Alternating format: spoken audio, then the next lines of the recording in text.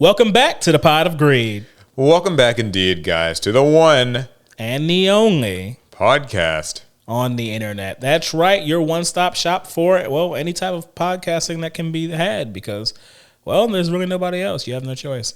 This is going to be a very exciting one because we've got a lot of Yu-Gi-Oh! To talk about. We also had Pokemon Presents. Oh, yeah, that did happen. That was very exciting. I just saw it, in fact. We saw some V-shojo controversy. Some VTuber stuff. Yeah, and then also like the whole Marvel Kevin Feige interviews ahead of Fantastic Four this week. So you gotta do whatever you can to beat the superhero fatigue. Yeah.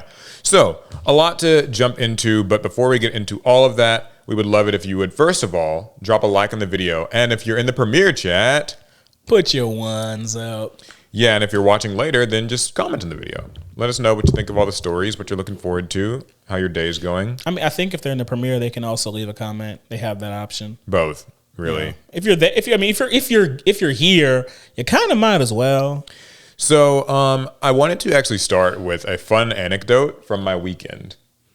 You want to tell us a story? Yeah, this past weekend I was out of town visiting my sister, and what a peaceful weekend it was, huh? Nothing. Yeah, she and her husband were looking after their godson, who's 12 years old, and so I was there, and he's like, typical energetic 12-year-old. Oh, you was an unk. I guess so. He called me that, so I guess so. And so. Yeah, he played Yu-Gi-Oh! Master Duel, actually, as it happens. He knows that I have a YouTube channel, and I guess that might have been why he started playing Master Duel. Mm-hmm. And, he doesn't really have, he has, one or two decks built, and, one's, a modified starter deck where I think he just added in... Just added in the strongest or best most cards just interesting-looking cards. He's got weird stuff in there, there's, a Maiden of White that doesn't have any cards to, he doesn't have a True Light to search. It's that type. Is there at least a Blue Eyes? I think there is a Blue Eyes White Dragon, and there was a Blue Eyes alternative white. So I think he has a mix of starter decks and other weird bad stuff. Anyway, he was like, okay, Uncle Paul, watch me play Master Duel. And so I did. And so we all kind of gathered to watch him. I know, don't remind me. And so we gathered to watch him play Master Duel. And Alec... He's in rookie rank. It's the thing where you can't rank down. Yeah. You can only rank up. Oh, believe me, I know rookie rank. Playing with a starter deck. Somebody playing Yubel Fiendsmith pops up. Oh, Jesus. And so my sister's also there, and she used to play Yu-Gi-Oh! We liked Yu-Gi-Oh! As kids. She remembers kind of how the game went. Mm-hmm. She played with me sometimes. And she was just horrified at she was like, when does it stop? Why are they playing so many things? And I remember she was so I guess sort of just astonished at just the when you summon the high level monsters and stuff, they slam down on the board. Yeah. She's just it just feels so aggressive because they keep summoning and they keep just doing stuff. Because his first turn was he set a monster and activated one of those field spells that says, during your turn, all your monsters gain 300 attack. Oh, Jesus. During your opponent's turn, all your monsters gain 300 defense. It's very basic stuff. So they make this Yubel Fiendsmith board, takes 10 minutes. It's got everything, blows everything up, attacks, and he has 100 life points left, surprisingly, just from... That Yubel player trash. So he top decks, draws the Swords of Revealing Light. He's like, oh, the Swords of Revealing Light. He plays it. It gets promptly negated and destroyed.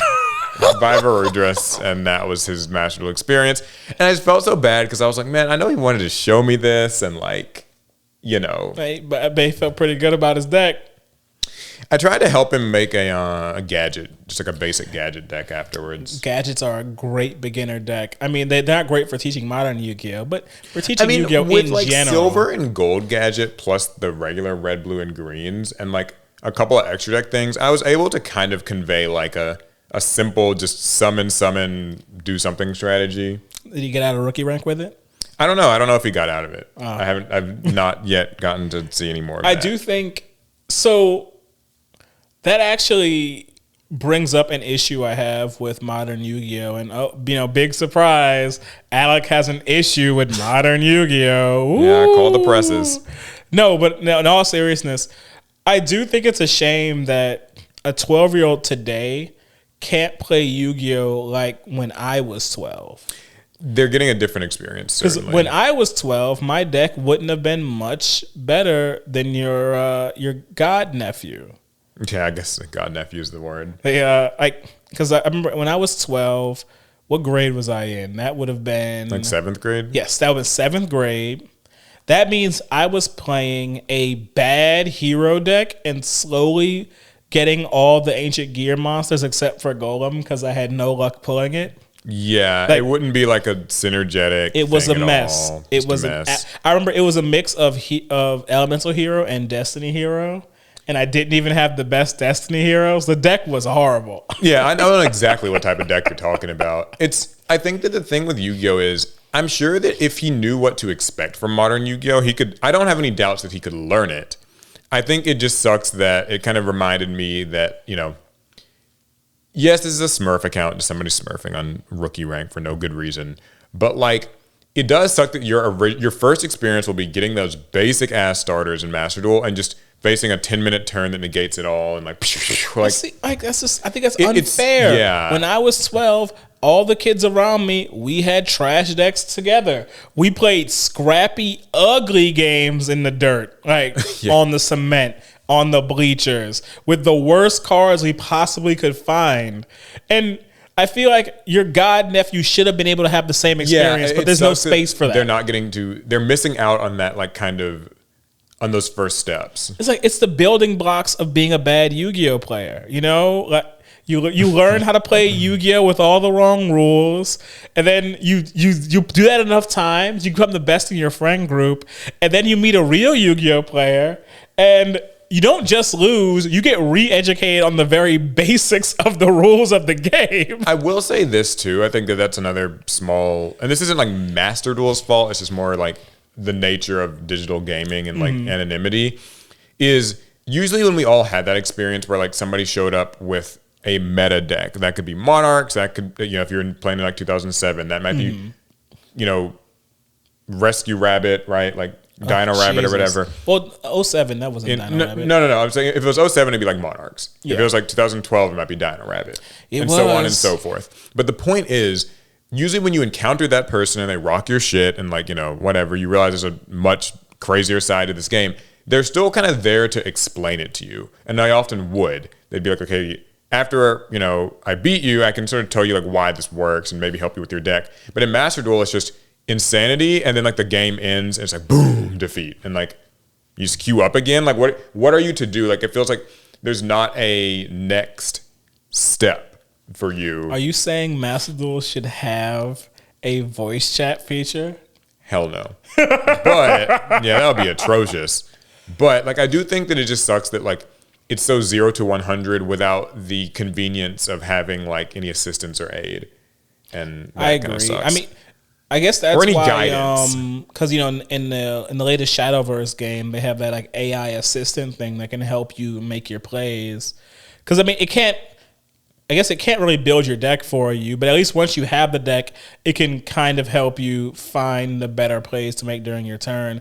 I don't know if that would have helped your god nephew against a Yubel deck. It just would be interesting at least to. They got to try something. That wouldn't have been interesting if he won. That'd be funny. I don't know how, but I don't know. Remind me to show you the video later. Gekis. Remind me to show the video later. I actually recorded it. Oh my! I put it up on like Facebook too. Just their commentary. My sister was just like, "What's going on?" Like my nephew's like, he liked the flashing colors. So Anywho, though, we'll get into the actual Yu-Gi-Oh news, I suppose. There's been a ban list announcement. Hey, question mark? Because they told us when the ban list won't be. Yeah. So we got a kind of, I guess you could almost call it a non-announcement, but duelists, please note the next Forbidden and Limited list update won't be for a while. Adjustments will be made sometime after this year's Yu-Gi-Oh! Trading Card Game World Championship. Stay tuned. For a reminder, by the way, the World Championship is the last weekend in August. So go ahead and pick up your horse memes. Go pack them up. Save them until after Worlds. Yeah, no more of it for now. It's basically what Konami's saying. Yeah, they're like, please stop posting this. Put the memes away. The memes, you will not force a ban list before Worlds. So that's just how it is. So this was interesting.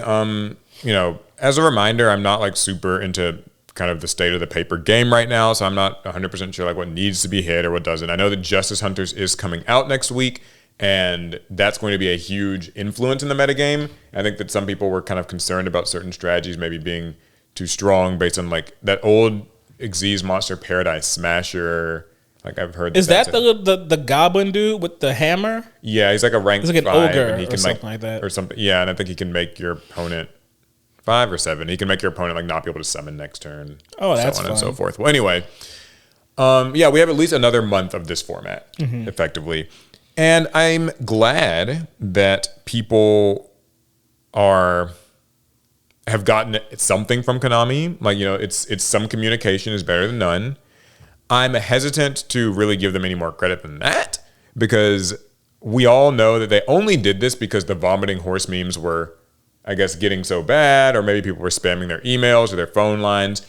So in that way, it's like, I guess it's good. It shows that if you make a nuisance of yourself on social media, you might get Konami to say something. Because this reminds me a lot of the same thing they had to do at this exact same time last year with Zayn Malik. I just don't think we should be giving Konami any credit for this. Konami's been coasting off of their lack of communication, getting kudos when they do literally any amount of communication, even if it's not good. Yeah, I think that that's kind of the nature of the abusive relationship, though, of like kind of that whole you get used to being kind of just given nothing, so that small little treats or like the bare minimum of decency feels like this big surprise, and like it feels good. And to me, like I do think Konami should be doing better. And to be clear, I'm not saying that like I don't know what the ban list should and shouldn't be. That isn't like my jurisdiction. It's more like the fact that you just aren't like, even the wording here won't be for a while. Sometime after World Championship. It's annoyingly vague because you don't have to be that vague. First off, if you were even going to be this vague, this announcement could have came out months ago. Yeah, that's true. Like, I think that if they're going to try to sort of say these things like it'll be after this or after that, they could start by saying that like at the beginning of the format. Yeah, just go ahead and say not until Worlds. All right, guys, sorry. Yeah, I don't know. I'm glad they're saying something, but I really do think like it brings me back to sort of that Yu-Gi-Oh community thing where we have these high highs and these low lows, and these high highs and these low lows. Like, when was that last high? I feel like the last one, it was like a small-ish one, was getting the announcement of like the prize cards, like the stamped prize cards. Okay, because people took that pretty well. That was a high. But then it's like, oh, well, Time Wizard's gone. Woo! Just kidding. LOL. Like we're clarifying this, and so we're back. We're back, guys. We peaked, and then Nats passes by, and like, oh no, we're canceling. 2 days pass, and that's the thing. It's like, you know, this sea of highs and lows that you get. It's for the audio only listeners, just know Paul and I were making these roller coaster like gestures with our hands while describing that. I know that probably didn't come through well. Yeah, the visual, audio, but you know. But that's your update, or sort of pseudo update of an update about the ban list. So. And barely that. I mean, it isn't much. Anyway, there are also a couple of other small things. Like I said, Justice Hunters is coming out. Justice Hunters. Next week. Are you planning on building any of the 3 decks? K9, Dragon Tail, or Yummy?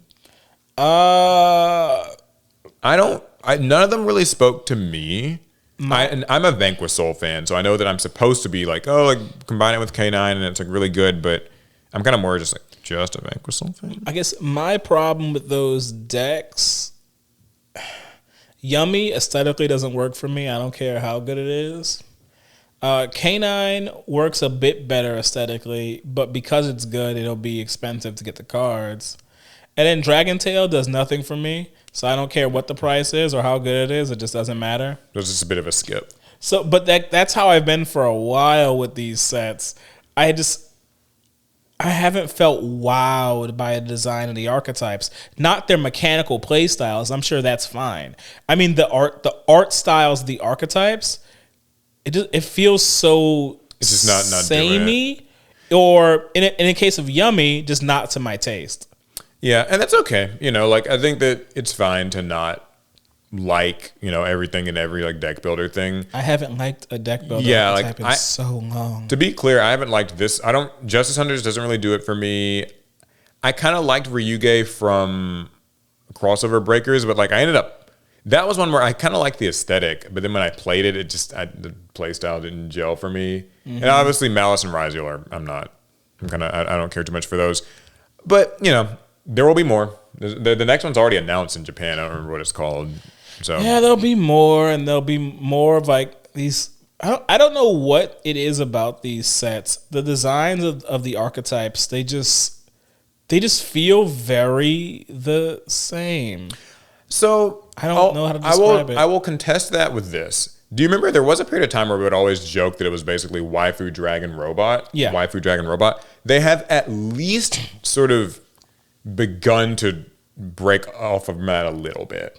Like it's still, you know, there's still got to be like one of those three concepts here. Like they have dragon tails or whatever, but like Yummy is kind of just its own cute thing, and K9's very like edgy and just different. Doesn't K9 have? It's got like a girl. Yeah, it's got a girl. But I mean, there's nothing wrong with just having a girl. I guess that's true. It doesn't like, immediately make it a waifu archetype. Yeah, that's I think because people fair. think more of like Rika and Exosister and yeah, they were decks that I pretty, like. those were aggressive. You know, we know you goon.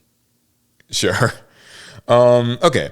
Next announcement is that Legendary 5D's decks got an update on what the next two signers will be. I'm actually really looking forward to this, honestly. Yeah, it's Akiza and Crow. So they say that you're getting an Akiza deck that's designed for use with the new Akiza-themed cards in Doom of Dimensions. So Doom of Dimensions will be coming out about a month before this product comes out. So it'll be a nice little companion piece. Though, I guess that means they won't be reprinting any of the Dooms of Dimension Rose Dragons. You're just supposed to collect those to add to your Akiza deck. Presumably so. So my guess is like you're getting all of the, you know, White Rose, Red Rose Dragon. Yeah, Ruddy Rose. Ruddy Rose and all that stuff will be in there. And then you just bought your Doom of Dimensions, so you kind of merge them together. Similarly, a Crow deck featuring the latest Blackwings from 2022's Darkwing Blast and more. So we do know that in Darkwing Blast is kind of where they got Blackwing Full Armor Master and Dark Feather Whirlwind and stuff like that. So this will just be a deck based on that. I wonder if because all the archetypes in these decks have support that came out at different times. I wonder if the decks will be comparable to one another in strength and like kind of, you know, believe it or not, here's why I think that they will, because the below top tier power level of Yu-Gi-Oh has steadily risen along with everything else in the game, but I feel like it's pretty much been consistent since about 2022. So I think that like this and the Rose Dragon stuff and Yusei's structure, which that would be the newest thing. So maybe it would be the best, but also people really, reception to those cards has not been very positive. Like people kind of feel like it feels too limited. It's kind of based on Junk Warrior as opposed to Stardust. Thank God. It's designed around Junk Speeder and kind of, love that. I'm so gonna play the hell out of those cards. I think that these will be fun to pick up and play like against each other. I'd say my only real concern is that Synchro as a summoning mechanic is tough to like pick up and play if it's a newcomer, but I guess if you're buying this product, you're probably not a newcomer. You're probably just a 5D's head. I think Synchro's not too bad. If you come with a 5D's background, if you maybe never played Yu-Gi-Oh, if you've watched 5D's, you're fine. And explaining it is a little difficult if you don't have that background, because what the fuck is a tuner monster? But because if you really think about it, what is a tuner monster? I'll say this. I think that Yusei is probably the hardest of these three decks to actually play most of the time. Typically, the way they've designed Blackwings and Rose Dragons is such that like their synchro summons levels add up more cleanly and easily. When I think of Yusei, I just think of like, you know, those times we've had to do those theme duels and just like a bunch of like level 1, level 2s, and level 3s, and they're all just like all over the place and they revive each other. What's the one that spits out 3 Syngrons? Or as many Syngrons? You're thinking of that's Junk Speeder. Yeah, Junk Speeder. Yeah. That's the entire problem with playing a Synchron deck. Yeah, It's I find good. that's the least it approachable. just makes it very difficult. I mean, I know we've already told the story about showing what was that Rosamine Lovelock how to play that deck, and she struggled, we struggled, and we all kind of cursed Konami's name. Yeah, it's very difficult to teach, and especially under like a time limit, because we didn't have that much time to Did not try to have teach a, that stuff. we met her and we had to start teaching her, and Yeah. I can honestly say we all did our best. That's it. Yeah. Anyway, so that's pretty much it for the major Yu-Gi-Oh news. There've obviously been a few other things. I know that I think tomorrow or Friday is when the next Albaz story video comes out. I'm excited. So while we won't be able to react to it in this week's podcast, we will certainly be able to talk about it next week. I will say, I know we don't really get into them, but they showed off the new Dogmatica cards. Yeah, I saw those. It's Dogmatica Fleur-de-Lis the Thunderous and Holy Beast of Heresy. And I want to talk about them because the new Fleur-de-Lis card, it shows her wielding kind of a lightning bolt or a lightning sword, kind of breaking out of chains. And it seemingly is an untold part of the Albaz lore story. How does Fleur-de-Lis go from being the White Knight of the Dogmatica to becoming the Iris Sword Soul? Yeah. Because in Iris Sword Soul, she isn't wearing a completely different outfit. She has these kind of lightning like abilities, but it's kind of out of nowhere. We don't actually know how she gets from there to there. But this card, I think, is almost firmly in the middle. And I think that's It's like a hint. Mid-transformation. I think it's a hint that in the Chronicles anime, we're going to see that actually happen. I like that. My assumption too is that this might be coming in the branded structure deck. It's likely. I don't know, because I mean, like, that branded structure deck comes out at like the end of October. Mm-hmm. But it also, this card releases in Doom of Dimensions, and Doom of Dimensions is releasing in the OCG basically like this week or something, like this week or next week or whatever. Oh, it's a fast turnaround. So it's pretty fast, but like maybe they'll still reprint it. It will be weird to miss, but I guess that structure deck wouldn't necessarily be, because it would have to be like a branded style deck. This Fleur-de-Lis is a Dogmatica card. Yeah, so I don't really know. There's one last thing I wanted to point out also about like this is like a wild guess about Yu-Gi-Oh's product cycle right now. Okay. So Doom of Dimensions comes out on the OCG on July 26th. It comes out in the TCG actually though on September 25th, which seems surprising. Like, I've noticed this for the last few sets. They've been like really pushing up the release schedule. That is weirdly close. It's weirdly close for us. That's exactly 2 months after the OCG release.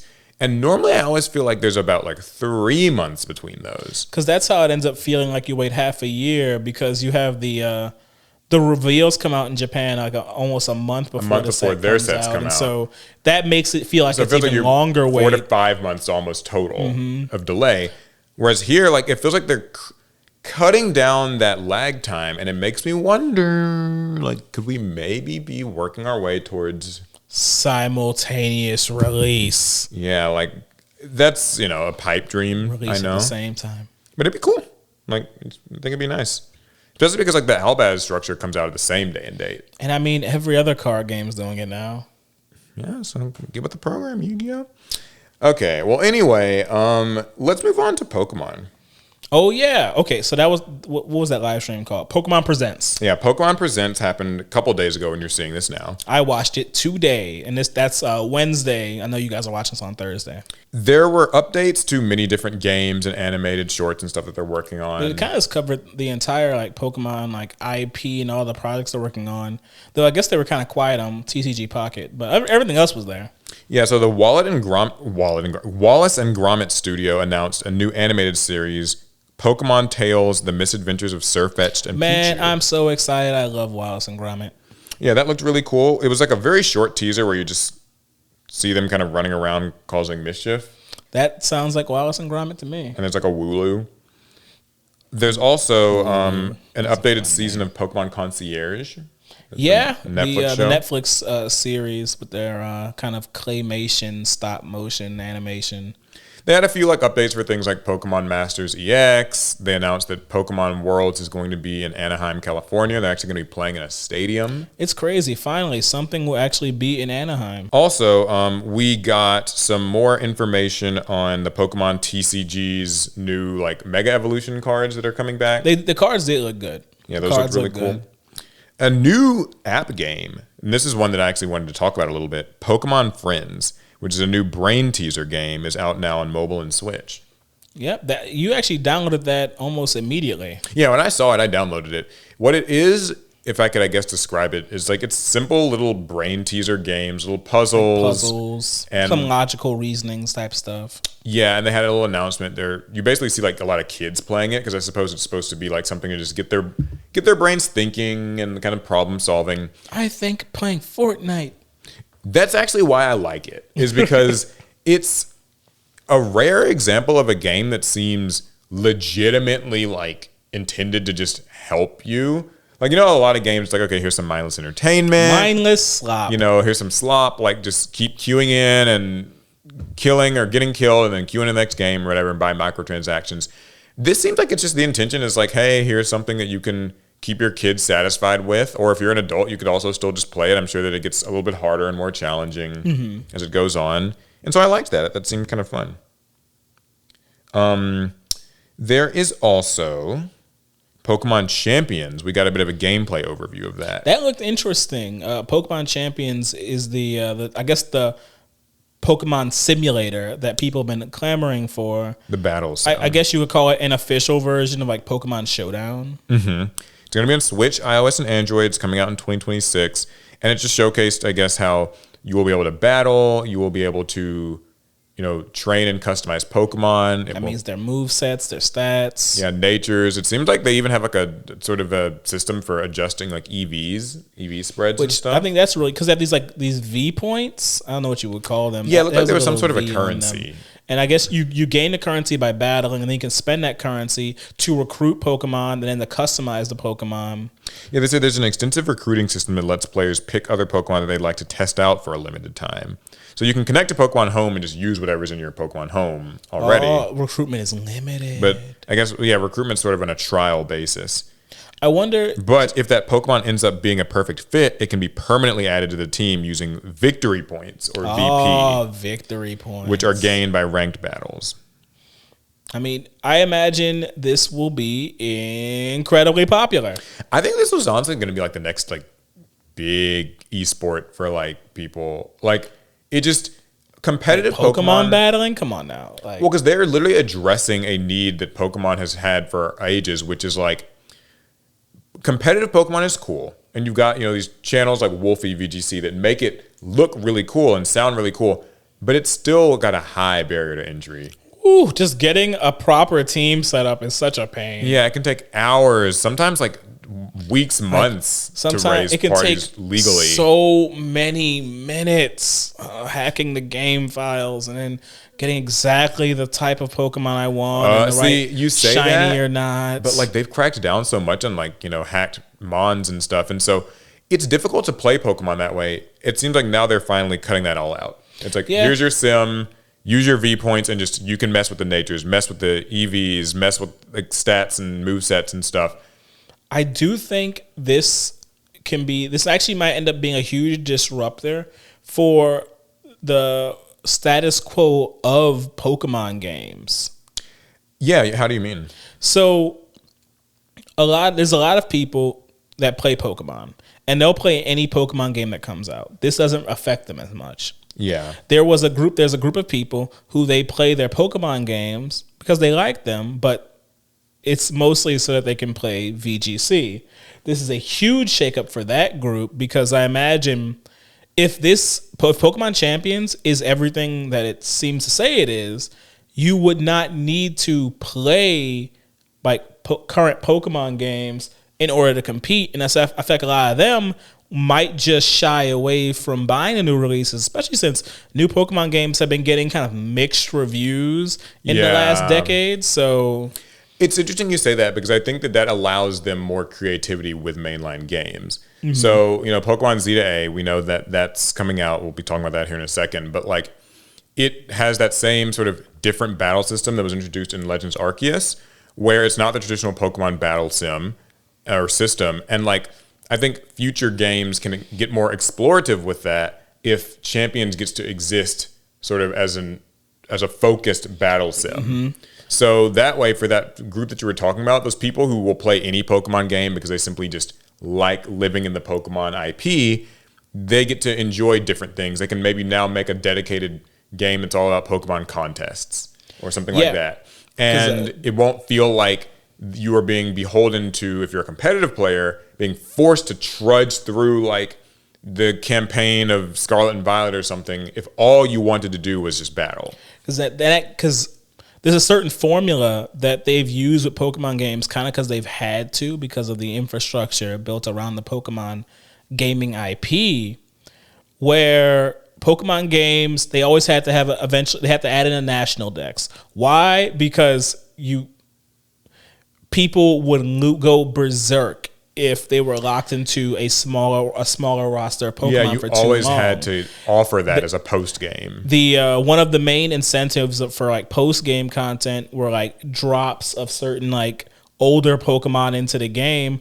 It was like, well, you kind of can't just drop older Pokemon into your newer Pokemon games as easily anymore, since nobody would really need those Pokemon anymore. The people who have them already have them in their homes. And then the people who want them for battling can just rent them and then buy them in Champions. It changes a lot of what they've been doing.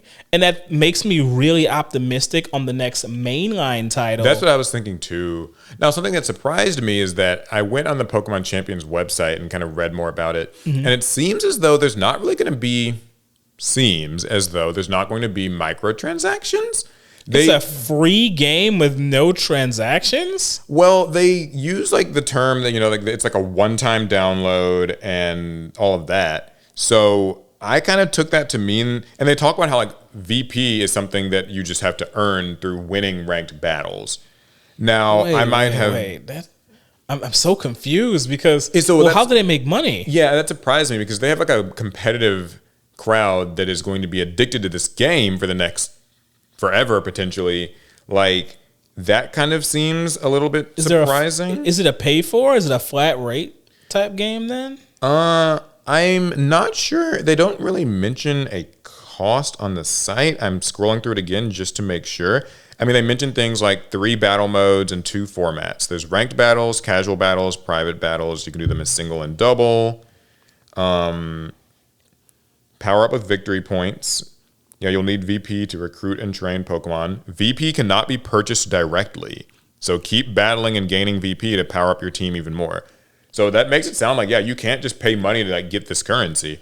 Now, what are you paying money for? Yeah, that's what I'm wondering is like, are you paying money just to download this to begin with? Are you maybe paying money for cosmetics? You do need to customize your trainer. Oh, that's true. That's true. Is that enough for draw? I'm not sure. I will say if there's any IP that can get away with it, it's Pokemon. Pokemon commands such a large group of people at any given time. Even a kind of half-hearted monetization system has the potential to make millions with them. Yeah, so I mean, I suspect that they're gonna make this like a monetized thing. There has to be something somewhere. Maybe they'll have a season pass of some kind. Unironically, wouldn't surprise me. In a game like if this is gonna be like their Master Duel, even Master Duel has a season pass. And it has to get some premium currency, probably even some not V-Bucks, VP victory points. Although it does sound a lot like V-Bucks, and I feel like that might not have been. I'm barely stopping myself from saying V-Bucks. Yeah, I was gonna say that might not have been a coincidence. So, okay, well, here's one other cool thing before we talk about Z to A, which is that they are opening Pokepark Kanto, which is going to be opening in Japan. It's in Yomiuriland in Tokyo's Tama Hills. And so basically we got kind of a preview of what it's going to look like. It stretches over 26,000 square feet, and it's going to feature a Pokemon forest and then Sedge Town. So it's going to be home to over 600 Pokemon, and you'll get to see Pokemon in their natural habitat. If you're in the forest area, or if you're in the town, you get to go to a Pokemon trainer's market, a Poke Center, a Pokemart, which I guess that's different than maybe one's like just a souvenir shop or something. The Sedge Gym, a Pokemon parade, and 2 other attractions. That's going to be impossible to get into. Yeah, it opens in 2026, but tickets are going to be going on sale later in 2025. Obviously, this will be huge. Like if you're taking a trip to Japan, it's going to be worse than the Mario World. It might just be. Because I mean, I know you can actually get tickets to that. I feel like Pokemon is a different beast, though.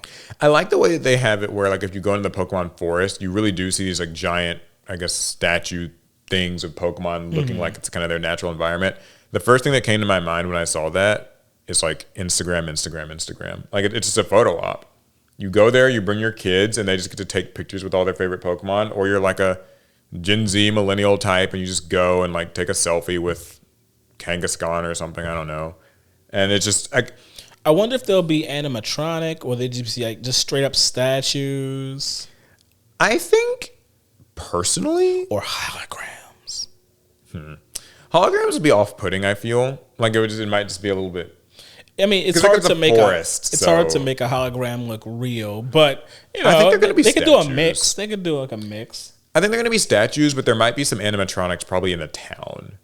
Because I think with the forest, it's supposed to be like, oh, they're in their natural environment, but like from that video they showed, it sort of seems like it's just meant to be, because by being statues, it makes it an easy photo op thing. Like you don't have to worry about guests breaking animatronics or kind of that. Just, you know what I mean? I mean, true, but what we saw in the video, I think that's all extremely like it's all extreme prototype stuff. Yeah. I feel like if it were just statues, that might not actually be good enough. Yeah, that might maybe be deemed boring. Yeah. Although it seems like so I kind of saw it as like the forest is kind of for immersion and pictures, whereas the city and town is probably where you're going to find that's where you spend money. You spend your money, yeah. That's where merch at. Souvenir shop, merchandise, some like events and presentations. That'd be my guess. I would like to visit. It sounds fun. Let's talk Z to A. ZA. So Pokemon ZA is headed to Switch and Switch 2 on October 16th. And the latest Pokemon Presents gave us some of our best looks yet of the upcoming title set in Lumio City. So we saw Mega Dragonite.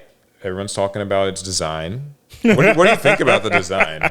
I've heard like it's been very conflicted, it sounds like. I mean, I can't really wrap my head around people that have a problem with Mega Dragonite's design, because I mean, Dragonite's design is already like locked in. You can't undo the great big goofy dragon that we got.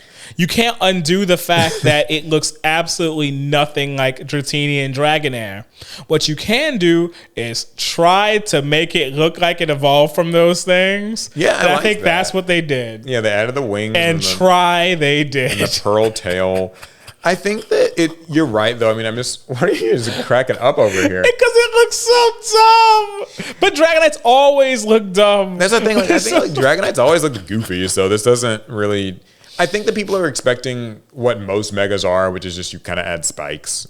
Like you have like spikes that doesn't or extra, work with Dragonite. Or like extra limbs or something, you know. Like Dragonite is Barney, but as a Pokemon. It's the cast of Dragon Tales, the cartoon, not the Yu-Gi-Oh archetype. It's not. You can't make that look edgy. You can't really make it look cool. All you can do is make it look friendlier.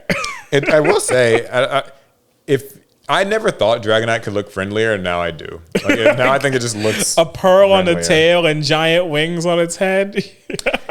Mega evolutions will factor into the story as well. There's going to be rogue Mega Evolution Pokemon who seem unable to contain their strength for some reason and need to be stopped. Rogue Megas, that sounds like fun. Luckily, you won't need to do it alone. You can fight them with friends that you make along the way. Speaking of friends, we were introduced to some of the other people that you'll be interacting with. Sorry, go ahead. No, you were about Members of your team, Team MZ. They include a fashion designer named Naveen, a professional dancer named Lita, and there might be others, I guess. And depending on your character, you'll also be introduced to either Urbane or Tawny, who will be an integral part of your team. Can I just say that I really like how modern Pokemon games actually have other characters that exist in that world? Because, you know, in old Pokemon games, you are the protagonist and everybody else is just a NPC that does a very specific are thing very within that static world, where they're and they located. never move and they never change, and that's kind of it. There's a few exceptions, I know, but they're very few and far in between. But modern Pokemon games, I feel like they're trying to capture a bit of the animes deal. I get what you Ash mean. always has Traveling friends with and a he group, travels with learning them, with and a group. they bond and they grow as people and trainers. And you know, They've the really games been- they don't get it right perfectly, But they've but been they embracing try. that. They do yeah. try. I think that started in around like Gen 5 or 6. I don't remember which gen is which. Yeah, I remember whichever one had like Bianca and Cheryl and like I think was the name. Like you had a kind of a rival group. I remember there was like it was you and then there Was these- that X and Y? I think it was X and Y maybe. These might have even been like separate things, but the point is there was a group of characters and like other kids that were going on their own separate journeys. So some were being trainers like you, some were like more interested in breeding or contests or whatever else and like research. And since then, they've mostly been doing that in every game. They'll have a couple more people that are involved. This seems like just the culmination of that, where you are being recruited maybe a strong word, but you're joining this team MZ, and like they're trying to do a sort of like city renovation project, and like you're a part of that. What if it? I know that Team MZ is a good thing, but what if it was problematic, like inherently problematic? You're being recruited into a gang. You're being recruited into a cult. You know what that reminds me of though is actually as a kid I used to always think like, what if there were Pokemon games where you played as an enemy team? Like you were like I mean, every kid thought about that, right? So a like, what- game but what- where you I'm saying, got like, to what if they be did that? a part of Team Rocket. Yeah, you're like in Team Magma now or whatever. I don't think the Pokemon company They don't would want you to. ever do that. Because like their branding is it's so kid friendly and family have to be a safe. hero. You cannot be a criminal in a Pokemon game. Speaking of- they're scared of even let us dress like them. Well, speaking of criminals, not everyone will be your friend, as you just may run into the Rust Syndicate and its boss Corbeau. What do you mean you just may? Can you miss them? Yeah. As you're competing in the nighttime Zeta A Royale event. So basically, during the daytime, it's all about exploring Lumio City and finding Having a good Pokemon. time. Nighttime is about battling trainers and climbing the ranks. What is this, Fight Club? We just It kinda got feels like it. underground Pokemon battles at night. And of course, the game lets you have a bunch of side activities, including the ability to change your look at will. You can even change certain Pokemon, like Furfrou. You can like change their appearance. Oh its yeah, haircut. Furfrou. That's the poodle-looking one. Trainers will then be able to embark on side quests from characters like a detective named Emma and the acting director of the Pokemon Research Lab, Mabel. So, Yep, there'll be fan art. yeah. So, what did you think of what you actually saw? It looked fun. I'm not gonna lie. was I really into it. enjoyed Legends Arceus, and I did not think Pokemon could get even more experimental with the battle system, and then they did. So I'm looking forward to just seeing how weird and janky it is. I know it's probably not going to be perfect, but being able to play Pokemon in this like live action-y kind of way, it just seems like fun. Yeah, I liked it. I know I've said on this podcast as much that Pokemon Zeta A, if I liked how it was looking, it could be what convinces me to buy a Switch 2. I know you can buy this on the Switch, so it's not like you're going to be missing out, but obviously the Switch 2 will have cleaner graphics, better performance. Which isn't saying much for the Switch, but it's saying a little something.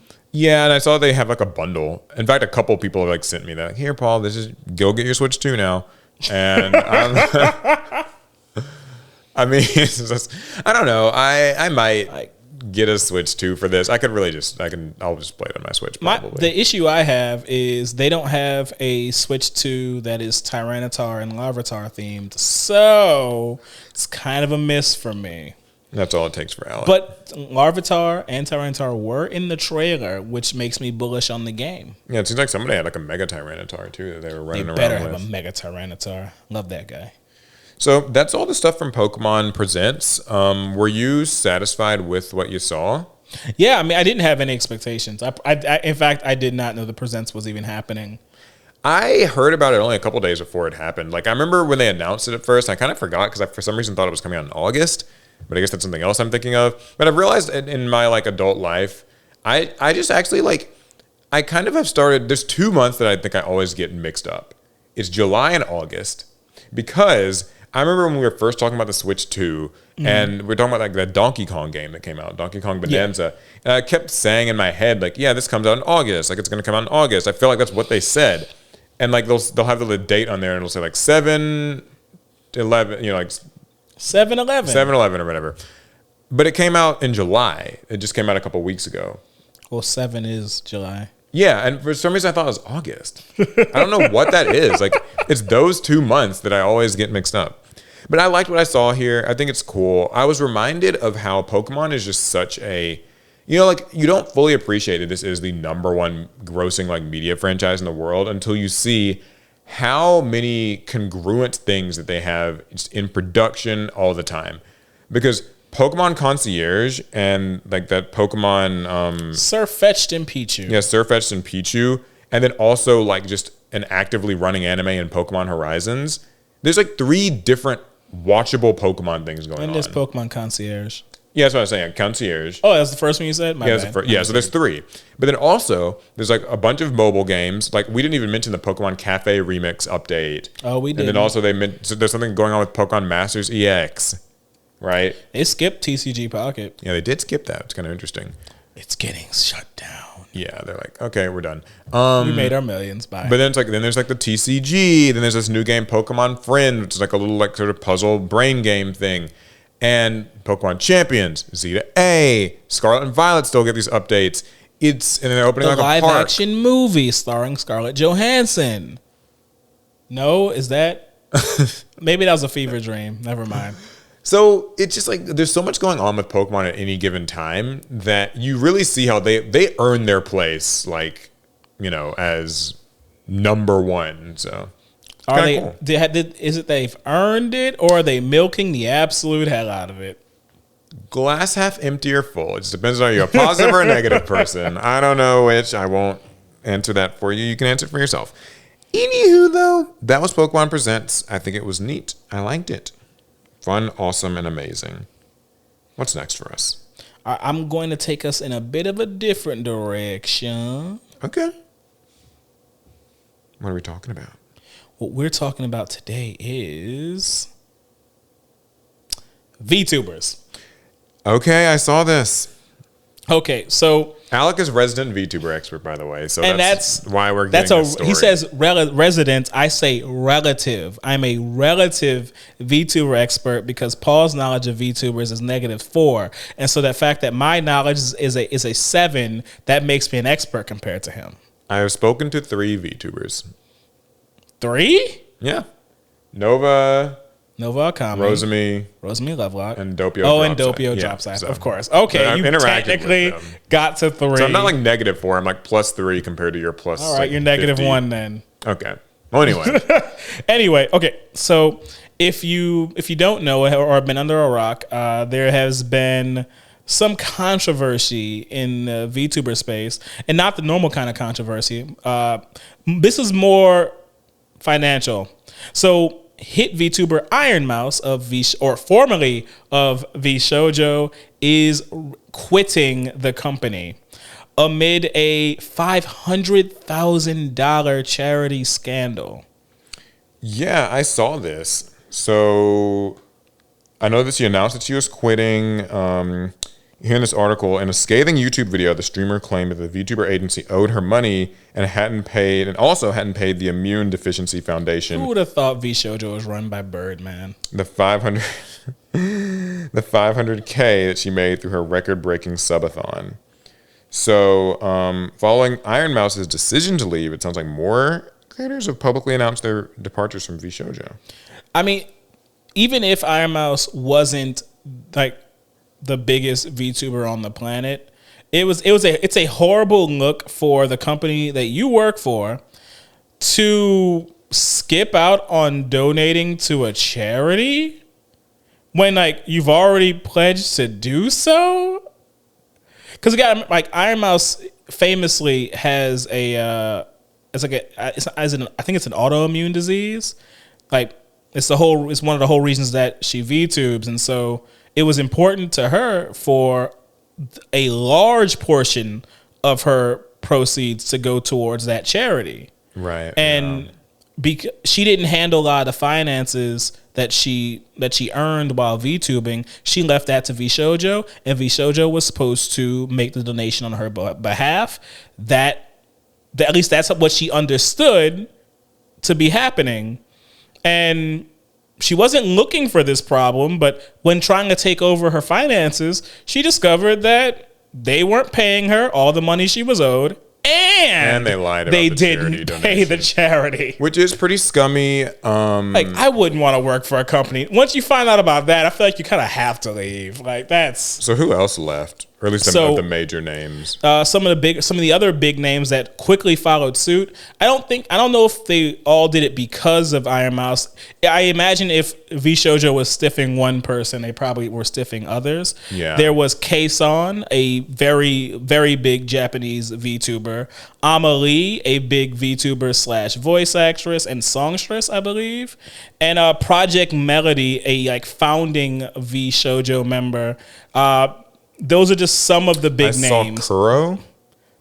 Is that is a name? I don't know. Yeah, I don't Kuro's know all quite VTubers. large. You don't know all VTubers. I don't. You're supposed to be Mr. VTuber. I know more than you do. Okay. Well, anyways, Kuro said that they actually had already made the decision to leave. I didn't want to say anything until it's finalized, but since people keep making assumptions, no, I am not staying here. I've already submitted a leave contract and had that meeting 11 days ago. And the only reason I still have the V-shojo brand logo on here is because they still have to, and then it kind of just goes on to some other stuff. But yeah, so it sounds like they're kind of just bleeding all their talent. And this wouldn't be a first for V-shojo because, well, they've actually had quite a few controversies and scandals over the years. It kind of keeps happening to them. At this point, I'm starting to think that the whole company is just... It's probably a little rotten. Yeah, I'm reminded of the early days of YouTube networks, which was kind of a similar concept, where basically they were called MCNs or multi-channel networks. Yep. And so basically, they would be sort of in charge of your channel, and the idea was that they would connect you with sponsors and stuff. Mm-hmm. But in turn, they took a percentage of the revenue that you made from AdSense on YouTube. And sometimes the splits were not amazing. Different ones, they had 60-40s, 70-30s. 60-40 is abhorrent. Yeah.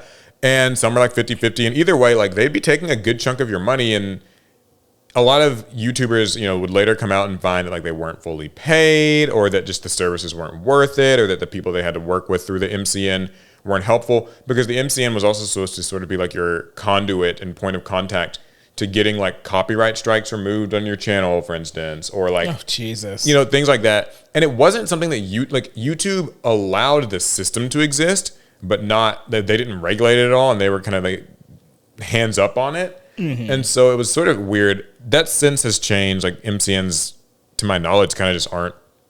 I don't know, they don't exist anymore, but they're not the primary dominant relationship that most creators are in. That kind of thing fell off. I think a lot of big YouTubers nowadays just sign up to actual talent agencies. Yeah, they'll have either a talent agency, screwed in other ways, or they'll just have their own company if they're really big.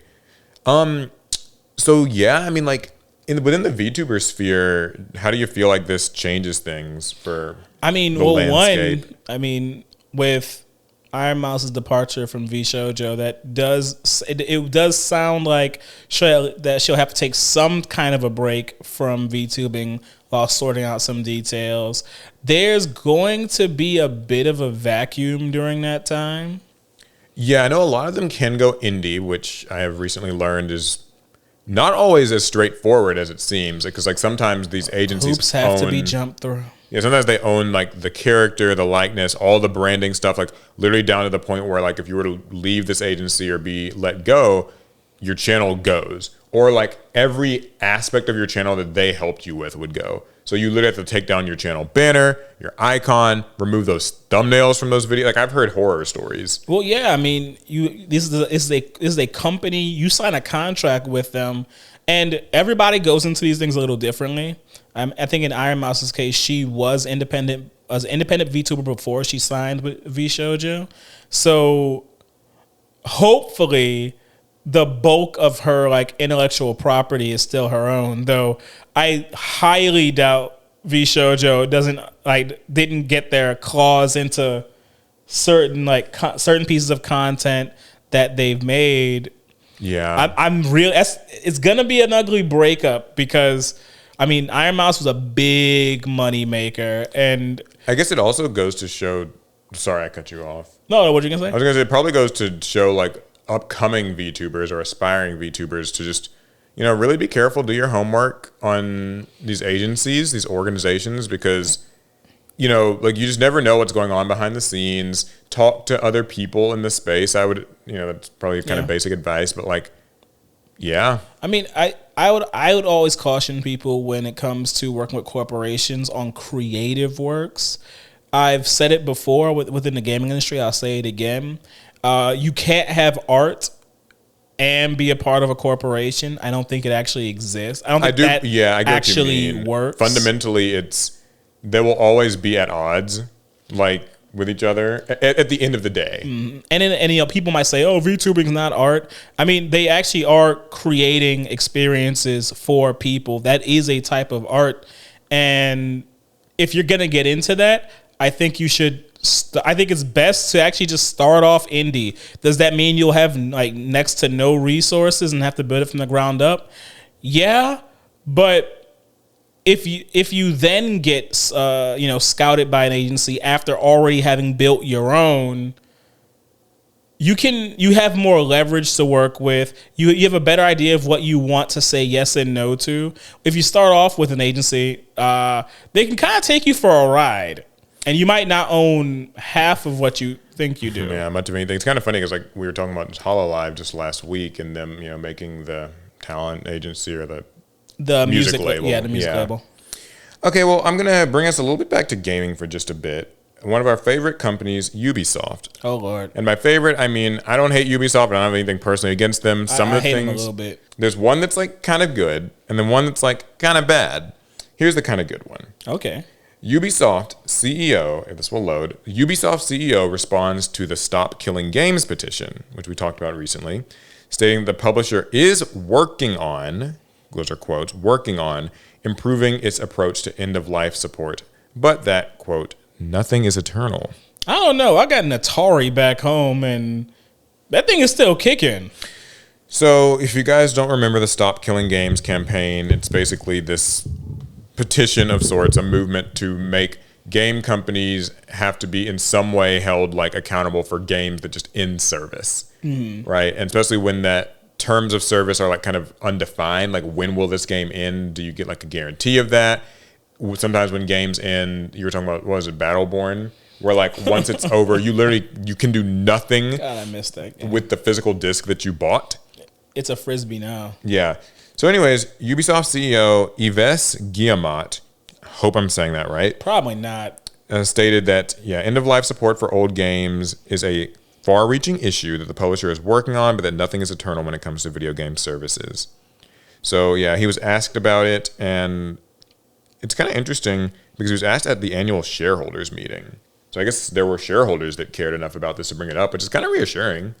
Well, I mean, when you're like a high-level shareholder of a company, you typically eat up every scrap of news around that company, and then so whatever the popular sentiment in the community, the shareholders are going to bring it up. Why? Because they've invested millions. Yeah, and the question was posed in the context of Ubisoft's online racer, The Crew, the shutdown of which became the catalyst for the Stop Killing Games campaign.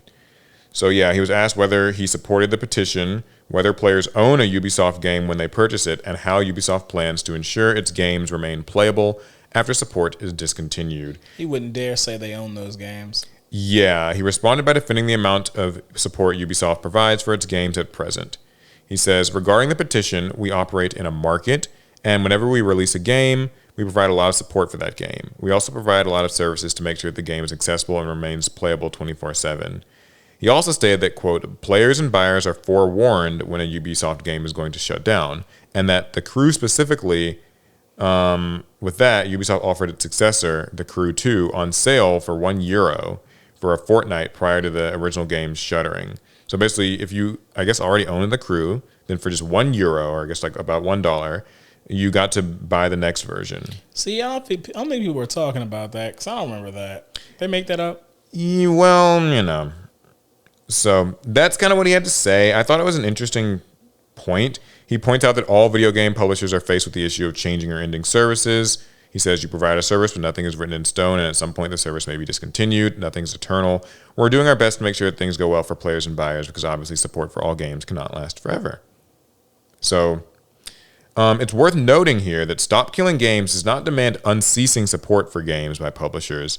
In its website's FAQ, it states it is in favor of publishers ending support for a game whenever they choose. What they're asking for is that they implement an end-of-life plan to modify or patch the game so that it can run on customer systems with no further support from the company being necessary. I don't know if there's a corporation alive. I don't think a corporation likes the sound of that. Because the thing is it's like on paper it sounds harmless, but I can't even imagine a corporation saying, "Yeah, that sounds cool with me." I mean, I think that maybe if it was designed that way from the jump, like in your example with Battleborn, I guess their argument would be they should have designed this game to be able to just be played without, like, have some mode that you can play without connecting to the internet. They should like have those some jerks. local multiplayer or just something like that, but they didn't. I mean, you can't even like start the game up, turn on. and I think that sounds a little bit more like what they're pushing for. Although I'm sure they wouldn't mind making more progress in terms of like games just lasting longer. But but the thing is, the modern game company is thinking in the long term. It would be nice if every game had some type of an offline feature where it doesn't matter if the company pulls the servers. But that means they still have to compete against it. If you are enjoying any game that's not the current games being sold by that company right now, that's a problem. Even if that game is a game they sold you 15 years ago, that's still a problem for them. They don't want you playing your favorite old games. They really would prefer that you be buying something new. Buy the new ones. That's what they want. It sounds suspiciously like Yu-Gi-Oh! And Edison and Time Wizard, all things considered. But yeah, corporations really do think alike. They all kind of work the same way. Well, if you're sad about that, then you can feel even more angry about the next headline from Ubisoft. Wait, that was the good one? That was the it's okay. He kind of acknowledged the problem. Ubisoft argues putting microtransactions in single-player games makes them, quote, more fun. Yo, he got a crazy one off. Yeah, so their argument, this came in their latest earnings report, their argument was talking about the experience of their full-price premium titles, and they claimed that putting paid XP boosters and cosmetics in games like Assassin's Creed Shadows makes them more fun to play. That means the game wasn't that fun to begin with, if that's what it takes to make it more fun. Yeah, we'll get into that. Ubisoft argues that this practice can improve the experience for players, allowing them to pay to make the game they already paid for easier to beat and progress through. So anyone who's played through a recent Assassin's Creed like Odyssey, Valhalla, or Shadows knows that these games are long. The process of grinding through levels is essential, as being too low a level will bar you from even assassinating targets in a single hit. Although, to be fair to Ubisoft, they fixed this in Shadows by giving players an option to enable one-shots. Interesting, I didn't know about that. But regardless, grinding through levels across several areas is a key part of the experience, and while some players may enjoy going through the landscape, those who just want to get through the main story are in for an almost 100-hour experience, depending on how fast they're able to progress. Oh, that's solid. So in Ubisoft's opinion, skipping this grind can be more fun for players, with them making paid XP boosters a solution. They claim they figured out the, quote, adoption of monetization and engagement policies that respects the player experience and are sustainable in the long run. So, our monetization offer within premium games makes the player experience more fun by allowing them to personalize their avatars or progress more quickly. However, this is always optional. I want to get back to what you just said, though, which is, it is a little strange, isn't it, when you zoom out from it all? Like, you're the company designing the game. Yep. So if you're selling something that lets people skip parts of the game, then why didn't you just not have those parts? If you get what I mean, like it's in the as they designed and finalized the game, the player having fun was not a priority.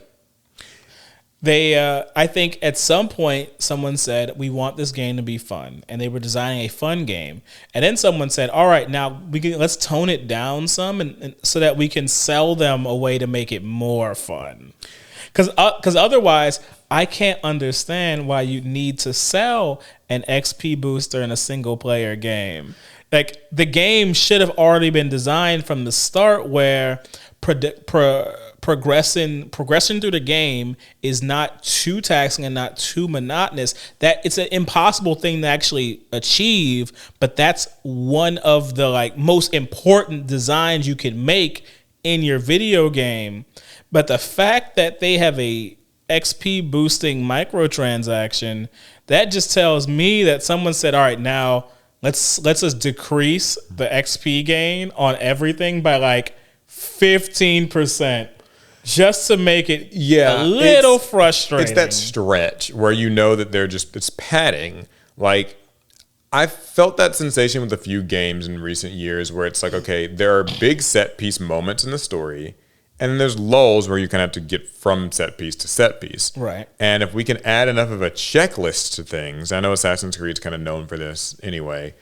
And I think, what's that other open world game that they had where you like hacked people? Oh, Watch Dogs. Watch Dogs. I think it was kind of similar to this, where like basically, you know, you have to kind of grind, just go and explore every little aspect of this area and like check off these things. And so I guess they want you to be able to skip that.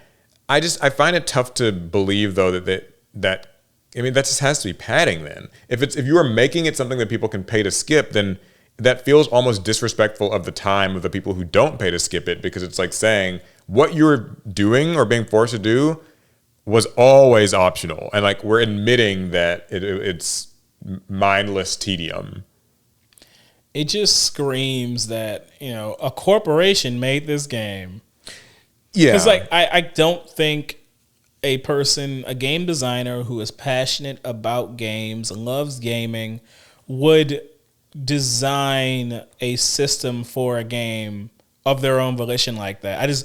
I can't believe someone who cares about gaming would even create an XP boosting item in a single player game. In particular, they would just say, "Oh, we need to increase the XP gain for everything because it will take too long. People will get frustrated." In particular, a AAA game like, you know, Assassin's Creed and those sorts of games where it's like, this isn't like some fucking mobile Farmville thing on Facebook or like some mobile game where, you know, going into it, this is all just about like keeping you in a little loop, some microtransactions, invite your friends, pay to XP boost. Yeah, XP boosters make sense in live service games. They make sense in multiplayer games. Single player, that just sounds like a corporation. It's just like you should have trimmed that fat. And also, like, it gives you the benefit of saying, like, oh, well, like, this is like a, you know, in the article, it's like a 100-hour game. I'm sure it doesn't take that long to do the campaign, but, like, let's say it's like a 50-hour-long campaign. You get to say that, but then you have XP boost, which just tells me that, so really in terms of the meat and potatoes, this is maybe like a 20-hour game. And it probably could have been a much tighter woven 20-hour experience that was better paced, and you just chose to not do that. And now this is a slight tangent. I think in this day and age, I think games kind of need to be a bit quicker to go through. Because people complain about like how much like raw game time there are in games. Games are too short. They don't make them long enough. There's not enough play time or replayability in these games. But I think we've forgotten that we're old now. When we were kids, we had a stupid amount of hours to burn away in every single good and bad video game we played. And so games being longer was perfectly fine with us. We had plenty of time. We didn't have anything else to do. But now, a lot more people are busy. We've got jobs. Some of us are in college. Many of us have families and responsibilities. You only have so many hours a day to play a game.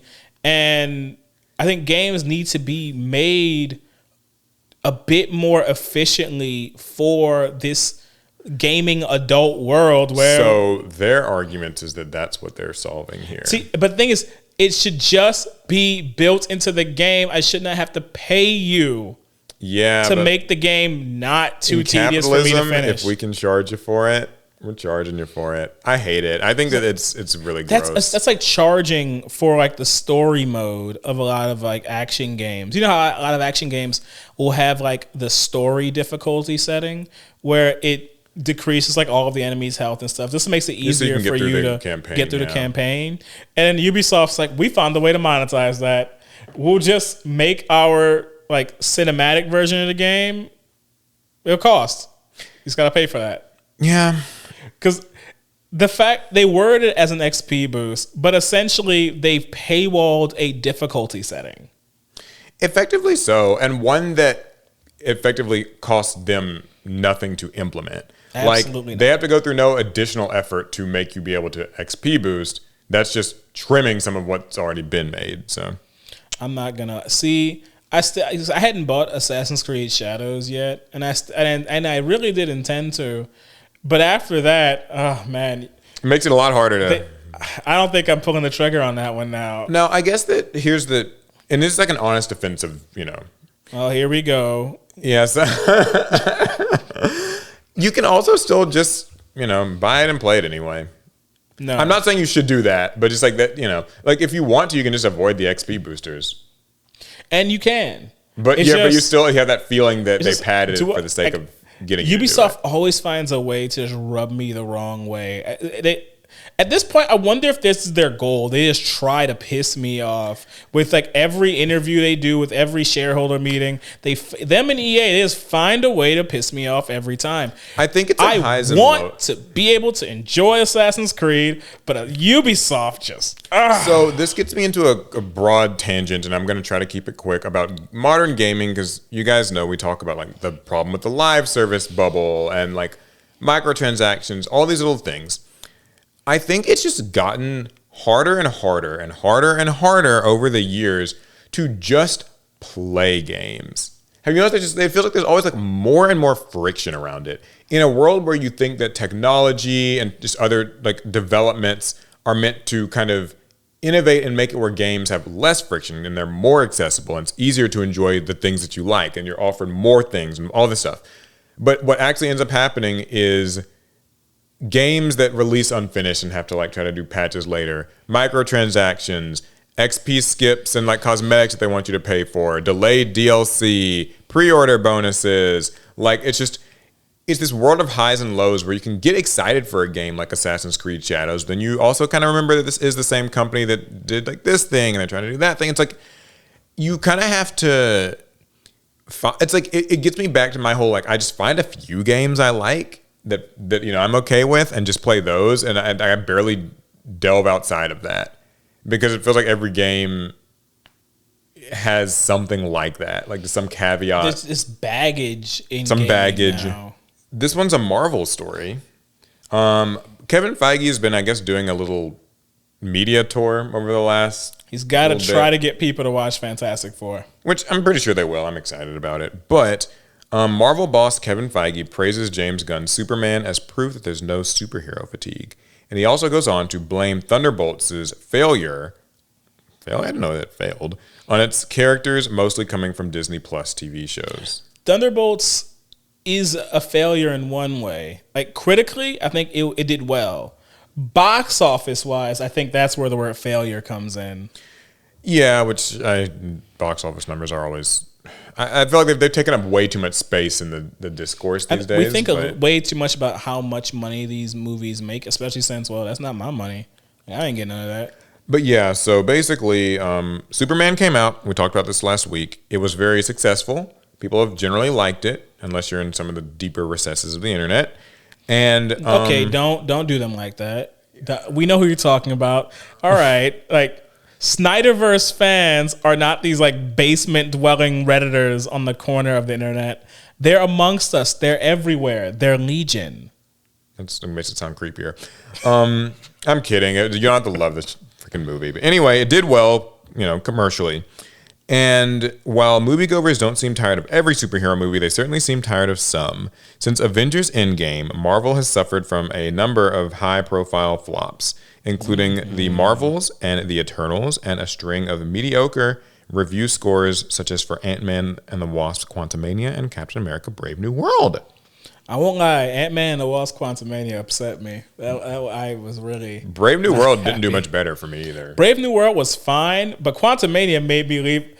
It was the second time I ever like kind of left the movie angry. The first one was actually third time. Dang, that happens a lot now. 'Cause you're getting it's grumpy and Madam old. Web, Venom 2, and Ant-Man and the Wasp: Quantumania. Yeah, so even this year's Thunderbolts, the new Avengers, by all accounts, a critical success, underperformed at the box office. And now Feige has discussed where Marvel has been going wrong, and a lot of it comes down to the sheer volume of content it's pumped out. We produced 50 hours of stories between 2007 and 2019, Feige said. That's referring to, I guess, the original 12-year Iron Man to period. Spider-Man Far From Home, dubbed the Infinity Saga. Compare that to the 6 years since, and the difference is remarkable. We've had well over 100 hours of stories in half the time, Feige continued. That's a lot. Which it really goes to show, and it's all because of those Disney Plus shows, he That's goes a lot on of to say. content. A lot of it, because like every Disney Plus show is basically about, 4-ish hours or so total. He says that's too much. And if you add in their animated series, that total climbs to 127 hours. Is Feige forgetting? I think that he kind of greenlit those series, right? Or is he not in charge of the Disney Plus shows? No, he greenlit them. Okay, then he should. He's reflecting on it. Okay, I think he's admitting that they did make a mistake. because it's just the way he's wording it. It makes it sound like it's all these these TV shows' fault, not the person who created them. Yeah. Well, he says, for the first time ever, quantity trumped quality, Feige stated, before going on to explain why. It was a mandate from Disney to increase production and ensure streaming service Disney Plus was a success. I believe him when he says that. I 100% believe Disney was everybody was. listen, so y'all, that all these makes people like sense. these Marvel movies, y'all better make some fucking shows on this and get our streaming service going. We always had more characters than we could possibly make because we weren't going to make a movie a month. Suddenly, there's a mandate to make more, and we said, well, we do have more. It was a big company push, and it doesn't take too much to push us to go, people have been asking for Miss Marvel for years, and now we can do it? Do it. Oscar Isaac wants to be Moon Knight? Do it. So there was a mandate that we were put in the middle of, but we also thought it'd be fun to bring those to life. Defending Marvel's decision to massively expand its output, Feige said that it had been right to take risks and that some Disney Plus series had been praised for their quality, such as WandaVision and Loki. Ultimately, though, the level of expansion had devalued the overall offering. Yeah, so he goes on to blame the Marvel's poor box office performance on the fact that Brie Larson's Captain Marvel had wide audience recognition, while co-stars Miss Marvel and Monica Rambeau originated in Disney Plus shows, and that's things that people hadn't watched. And I guess he goes on to say that the same issue was experienced in Thunderbolts, because I know you were explaining to me that a lot of those characters were prominently featured from Disney Plus shows. Yeah. So he says, and I'm almost done with this, Thunderbolts I thought was a very good movie, but nobody knew that title, and many of the characters were from a TV show. Some audiences are still feeling the notion of, I guess I had to have seen these other shows in order to understand this. If you actually saw the movie, that wouldn't be the case, and we make the movie so that that's not the case, but I think we still have to make sure the audience understands that. Because people are kind of dumb, and you can try to tell. You know that they don't need to do homework to watch this movie. You say they don't need to do homework to watch the movie, and then they're like, but do I need to do homework to watch this movie? And it's like, no! It's a cultural zeitgeist issue. It's, Marvel movies in the 2010s were these moments to go to the theater, and everybody was there, and everybody was following. But naturally, it's just building that backlog of things. And to you or to me or to like a fellow Marvel fan, you're kind of like, oh yeah, I didn't really have to watch. Because here's the thing, I watched Thunderbolts and enjoyed it, and I haven't watched anything any of those characters were in. You didn't. I can attest to that. I literally haven't watched any of them. So I was kind of like, whatever. I guess I'll just hop in the theater and see what I see. But I can see where a person might view it and be like, I just don't know who these people are. And it's not, you don't have a Spider-Man to cling to, or a Hulk, or an Iron Man. I do wonder where he was. New York was under attack. So, I get why to the average moviegoer that would seem less attractive. So I get it. I mean, I think this is Feige I know he's been doing a bunch of these like interviews and stuff, and they've been quoting different parts of it. I know he was saying that. Well, any more thoughts on that? I'll just say that it was actually a pretty good answer. I started off quite critical of Feige, and I was like, oh well, actually his answer is I will give it's actually Feige well this. thought out. I'll give it that. I'll give him that. I'll give Feige this. He is like willing to do these interviews and talk, and that's more than you can say about a lot of, sort of companies, producers, whatever, because like it would be very easy to just sort of give the extremely sanitized answer of, like, here at Marvel Studios, we strive to delight our viewers with new and exciting adventures with their heroes. Please go watch Fantastic Four next week. Bye. And like, that's the interview. And if you ask him a difficult question, he'll be like, we don't have an appropriate answer at this time. Or we like to focus on the positive. And it's like, so he just said. I'll just look into that and get back to you. Yeah, something like that. Just here at Marvel, we want to delight you. It's like just a running script. And he says it again. Himself. But yeah, I mean, he's admitting that they did like make some missteps along the way. I think anybody who likes Marvel, even if you love Marvel, you have to admit that like it's been a little bit rough these last few years. Like not everything's been a hit. It was just a high clip of content. Not everything got the same polish as everything else did. I imagine resources were pretty thin. And at some point, it's like, just get the show out. We have a mandate. Get the show out. Yeah, you start to see. That's how we ended up with Secret Invasion. Oh, truly the worst. Horrible show. Like, I think, I like how we can just both easily agree. It's just terrible thing. Because there's some shows where it's kind of more like, you can like it or hate it based on. Yeah, like I know like some people didn't love She-Hulk for reasons. Some shows are just or whatever. middling. Or like the Marvels didn't do well because like during that actor strike, they literally could not do a media press tour and like market it properly. So while there were some people who just hate Brie Larson or whatever, I do think that the movie was better than it is given credit for.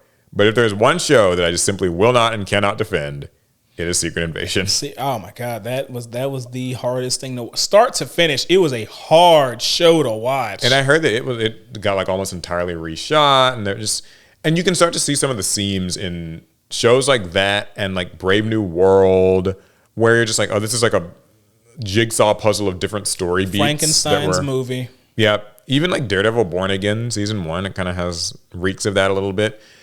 Although, it's more watchable. You can smell decaying flesh. So it sounds like their new output is going to be a maximum of 3 films per year and potentially just a single Disney Plus series. That's cool with me. I have no problem with that. I mean, it doesn't sound like they're slowing down their work on the Star Wars IP. So Disney Plus will still have plenty of content. So I think it's fine. Yeah, I think they'll be okay. I'm rooting for them. And they announced we're shutting down Disney Plus. Yeah, I'm rooting for them. I want them to do well. I saw one last thing that he'd mentioned was that they're going to be rebooting everything after Secret Wars, which I've been informed from the comic book watchers that's just like literally how the Secret Wars comic went. Yeah. Where it just rebooted, I guess, the Marvel world. I have one complaint about that, though, which is that I don't like knowing that that's going to happen. Like, I feel like it's something that, like, in an interview to just say, like, okay, like at this point after this movie, this is like when we're gonna reboot this. It kind of feels a little like maybe let that be. No, this matters. Yeah, I get it. That's what exactly. I was just like, So I guess like because it's almost spoiling the movie for me. Like no matter what happens here, it's all gonna end. But maybe that builds anticipation. It has to end at some point. All stories end except for comic books. They run forever. Try telling that to Disney. Like, we need money. No, we will resurrect Bambi's mother if we have to. But either way, I'll do my usual silver lining here of I'm a Marvel fan now, I guess. So I will be in the theaters watching these movies. It's a regular MCU, bro. Yeah, I'm MCU, bro. Go out, go broke. Okay, that's enough of that. What do you have for us next? All right, I'm going to take us into the darker sides of technology. All right, finish us out with some AI. Yeah, we're talking about AI. Okay, I'm here for some AI. AI-powered RoboCops are now patrolling Ohio. Oh, dear. The city of Dublin has deployed 2 AI-powered security robots as part of a new 2-year pilot program aimed at enhancing public safety in high-traffic areas. While the robots were dubbed RoboCops after a community vote, the city officially named its newest robot Dubbot. Okay. I guess because it's Dublin, so just call it Dubbot. Yeah. as a nod to both Dublin and the bot's futuristic tech. The bot is a K5 autonomous security robot developed by California-based company Nightscope. It's currently patrolling Riverside Crossing Park and the Rock Crest parking garage near the Columbus Metropolitan Library's Dublin branch. All right, so what's this thing do, though? I'm reading The here. bot is designed to be a high-tech set of eyes and ears, but it's not a replacement for human officers. They say it operates in 12-hour shifts, rolling around on its own. I'm going to put a picture up before returning to a secure dock for charging. It kind of reminds me of like little robo vacuums where they like go back to their charging Roomba. base. Yeah, it's a Roomba. Equipped with a 360-degree camera or multiple 360-degree cameras, flashing lights, two-way audio, and a button for emergency calls. They have a quote here. Did you want to read? Oh, yeah. If you were to approach the robot and you needed assistance for some reason, didn't have access to a phone, you could press that emergency call button and would eventually ring through to our dispatch center. That's Officer Joshua Kirby of the Dublin Police Department. Okay, so the bots also stream live video to police and make public safety announcements as they roam. The city emphasizes they're just one piece of a broader tech-based safety plan that includes drones, body cams, traffic tools, and license plate readers. Okay, so I'm not going to lie. After reading that, like going into it, I was like, oh my God, this sounds so dystopian and horrific. After seeing the little robot, which looks kind of cute, but after seeing it and hearing like what it's doing and how it works, it does sound like that's probably helpful. See, that's how I know. No, but here's the thing though.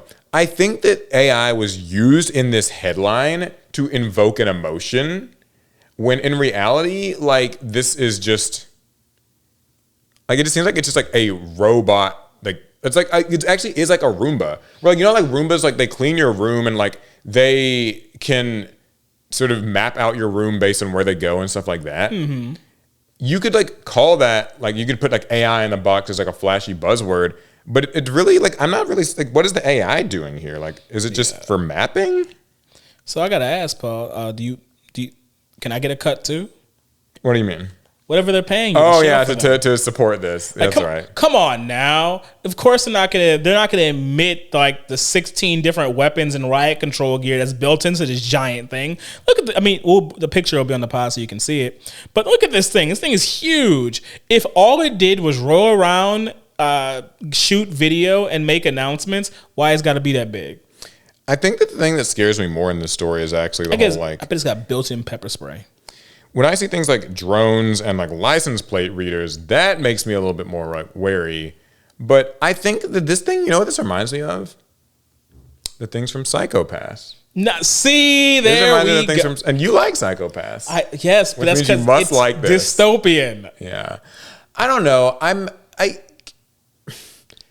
But I do see uses here. I think got built-in racial profiling. Just wait. It probably does, but still, like, I like when I hear like the idea that, okay, say that you needed assistance and you don't have access to a phone, you could like press that emergency call button and it'll like go to the dispatch center. Yeah, it sends the police to arrest you because if you don't have a phone, well, you're clearly a criminal. Because who doesn't have a phone? That's true. They probably would think that. It's a trap, obviously. By the way, it's not me saying that if you don't have a phone, you're a criminal. We're making a joke. We're making a joke. We're making a joke. But yeah, like I am more lukewarm on this than I expected to be.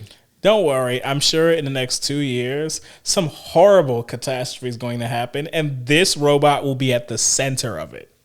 I am more horrified by the next AI story that it seems like you brought to the pod. Yeah, I did. I brought another one. I'm just mad this big AI image is on the article. Ooh, this image makes me... Yeah, I don't like seeing it. See, okay, wait, say the headline first. Spotify is reportedly publishing AI tracks from dead musicians. Yeah, so you can probably guess, what this is about, but I just want to quickly make the point that last story was an example of what I always say AI can be like legitimately useful for. I still barely feel like those little robots even sliding around is necessarily like, that's like a useful public service thing for like communication or information. Yeah, built-in tear gas is great. Police will do that to you already, so. Exactly. Anyway, though, this is what I don't like. this is just like, this generative AI, like making music from dead musicians and like generating this creepy image of them. I don't like that. This is actually, if I remember correctly, this is actually an AI group that was created. That picture is is I believe an AI album cover for an AI group that people only recently found out was AI. All right, well, let's read it. What's going on? Spotify is under fire after reports emerged that it published AI-generated songs on the official pages of artists who died years ago without the consent of their estates or labels. One example includes Blaze Foley, a Texas country singer-songwriter who was killed in 1989. A new track titled Together appeared on Foley's official Spotify page on July 14th, complete with AI-generated cover art and a modern-sounding country ballad that didn't match Foley's style. So they just used his account and uploaded an AI-generated song. Yeah, Craig McDonald, the owner of Lost Art Records, which is the label responsible for Foley's music and Spotify page, said the track was nowhere near his style and described it as an AI schlock bot. It's a funny thing to say. He emphasized that the song has the authenticity of an algorithm and told reporters the label had no involvement in its release. McDonald said the song was flagged over the weekend and that his team alerted their distributor, Secretly Distribution, though they haven't received a response. He also called on Spotify to add safeguards preventing content from being published on an artist's official page without approval. Yeah, so they later said that the song violated the deceptive content policy and said it was removed after being flagged. But they also say, or just the article says, the AI-generated Blaze Foley song was not an isolated case. Another track, Happens to You, was uploaded last week to the Spotify page of Guy Clark, a Grammy-winning country artist who died in 2016. A third, With You by Dan Burke, also featured the same copyright tag. So this is an increasing issue, it seems, on Spotify, where just these artists who have passed away years ago, but still have a Spotify page, are just somehow new music is being published on their pages, which makes you wonder who has control of publishing a song on a page. Can anyone just do it? Because I don't know how Spotify works, and that sounds concerning. Very terrifying. This is the weird, I've never actually, AI music is one thing I haven't heard a lot of. AI image slop just go to Spotify. It sounds like you can just find it all over the place. Maybe. Because we all know AI images are everywhere. You can't Google search. You can't scroll on social media. They're all over Instagram the place. might as well just be AI-agram. But I haven't heard much AI music that I know of. Maybe I've actually been hearing it in YouTube videos or something and I just didn't know. But this is creepy because it's just these people are dead and it's just something about that feels so uncanny and dishonest and just disrespectful of legacies. It's deceptive to people. It feels like you're just treading on their grave. Because, these aren't even songs that are meant to sound like these artists. You're just using their page because it has has X number of followers on it, that people who are fans of these artists. And you're just we're gonna put this song on here and because money. It's an easy automatic listen too. Yeah. Because unlike if I just made some random fake AI artist today and made him a page, it's still gonna get 2 views or listens or whatever because no one knows who this is, they don't care. But if I just say that, oh, Michael Jackson just made a new song today, guys. Don't do that. Mike has a very large repository of music they still haven't gone through all the way. They always say they don't that. need AI music for that. There's plenty to work with. with. The thing is, someone will do it. Someone literally is going to post that. And so I do think that this is now Spotify, to their credit, seems like there is a system for reporting this stuff and they do try to take it down. I'm just surprised, what is the method by which people are able to post it to begin with? Spotify, to their credit, should have locked every single dead artist page where whatever's on there is on there and you cannot upload new things. I know labels and estates they'll upload new music to dead artist pages, when you got to make a buck off of them. But for the most part, if an artist is dead, you just really shouldn't be able to even add new music. I agree. It's terrifying. I don't like it. And I'm really upset that this article just has multiple AI images on it. I'm closing it. Yeah, I was looking at the cold AI fucking cover where they're holding these tennis rackets and like you can see in the background that like the lines don't connect. And it's just like it's very. Then if you scroll down, there's a AI generated Spotify image as well. It's the world we live in. Well, anyway, I think that's a great time to talk to the Red Eyes Black Dragon and answer some viewer questions, wouldn't you say? He's not even looking at them. He's looking at. Why are you looking at me? Is he hungry? Yeah. I am not a snack. He wants a bite. No. Well, we have some viewer questions. As you guys know, you can submit them at the link down below. We always love to answer them. Today is a little bit special because we have something of a negative review, comment, question, and also one that's just another question. All right, lay it on me. And they're actually somewhat related, so I'm sort of including two together. But first of all, hey, Paul. Hey, Alec. How you been? Pretty good. Thanks for asking. I might. My question is a pretty simple one. Can the classic TCG triangle exist in Yu-Gi-Oh! As it is? The triangle being control, aggro, and combo. Currently, Yu-Gi-Oh! Seems like it has devolved into just different flavors of combo. That is a good point. When I was in school, did you eat school breakfast? Did you go to school? Yeah, I was poor. Yeah, same. So I remember they had something that was like part of the school breakfast that was called a combo. And it was like literally basically just it was like eggs, ham, and sausage. And it was like all inside of like a little thing. A ball? It wasn't a ball. Ours was like basically the shape, like a McDonald's, like sort of hash brown shape. Yeah. It was kind of like that. Like it had like this weird breaded outer. They put it together into a thing. So we had what we called eyeballs in elementary school. Because it's essentially that same situation. Your eggs, your ham, and everything and it's fried up in a little ball. And because, only one part of the ball sits on the pan, that becomes darker. So they look like eyeballs. We call them eyeballs. And so most kids were like, oh, I don't want to eat this. It's disgusting. I used to eat them things all the time. Things was delicious. Yeah, ours looked like hash brown, sort of. And they were called combos. And so that's why I thought of it. I know I'm very far in the weeds. Okay, let's actually answer the question. Combo, aggro, control. I think that, yeah, there was a period of time. I'm going to amend this slightly and say that maybe it'd be like combo, mid-range, and control. I guess that it all kind of means the same thing. There's a spectrum of like decks that move fast and kind of like overwhelm you with stuff, decks that slow the pace of the game down and limit what you can do, and then decks that are in the middle that can kind of like push and pull as needed, right? Like that's the gist. Do you think that exists in Yu-Gi-Oh? Like, can that exist in modern Yu-Gi-Oh? Well, no. I mean, one of the hallmarks of the triangle is these different types of decks have different speeds they operate at. But in modern Yu-Gi-Oh, there's essentially only 2 speeds decks operate at, and unless you include stun, and then you have 3. Where a combo deck has to move at the speed of light, and then a control deck has to move at the speed of sound.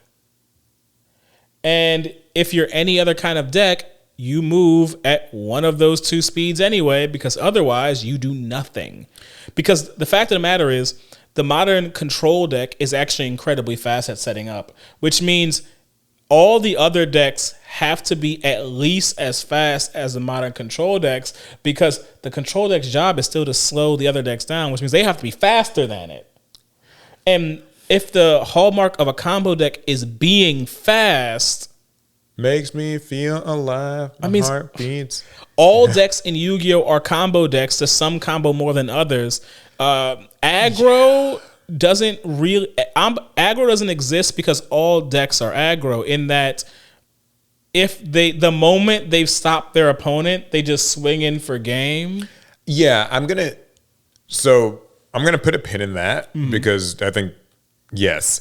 What I was going to say is I think that modern Yu-Gi-Oh, everything feels like it's fast and it's kind of like a combo deck. Even your average control deck still has a pretty long sequence that's going to have to do. Like my recent go-to is like Voiceless Voice. It still has a combo that I'm playing out. And I think that that's like sort of the average expected speed now. My problem that I sometimes have with Yu-Gi-Oh is that everything has to be that fast to survive. And that kind of gets back to what Alec is saying, where like, deceptively speaking, stun is actually fast. It's fast in the sense that I am flipping this floodgate and we're deciding here and now if you will continue to play. Like, that's effectively what happens. When I normal summon like Fossil Dyna and I set 5 cards or whatever, like Moon Mirror Shield, and I flip up, there can be only one, and D-Fissure, I can do that all in like one turn. So there's no slowing down the pace. I do it all. And at that moment, my opponent decides if they can play through it or not. And if they can't, they will scoop. And if they can, they might struggle, but that's unlikely. So in a sense, my slow stun deck, we could call it a control deck, whatever, moved just as fast as a combo deck. If anything, it took less time because, I just flipped a purple card and it sort of said you can't play. So, and in Yu-Gi-Oh, like, it has to be that fast because the idea of ramping advantage is not really as much of a thing anymore. It isn't to say that decks can't recover advantage because they all seem to be designed to.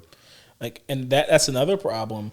Another way to break up the decks in the classic triangle was, well, how do they recur their card advantage? But now just about every deck has a way of getting their cards back into the deck or back into the hand. There's something that I've noticed too. Sorry, I cut you off. No, I mean, that was my point. Something I noticed too is like decks now, like I've been playing against a lot of Malice because it's in Master Duel. They're designed such that, and it reminds me of Fluanderies in this way. They do a full combo, and in doing the combo, it sets them up to do the combo again in the opponent's turn, to repeat the exact like sequence. As the kids say, that's nasty work.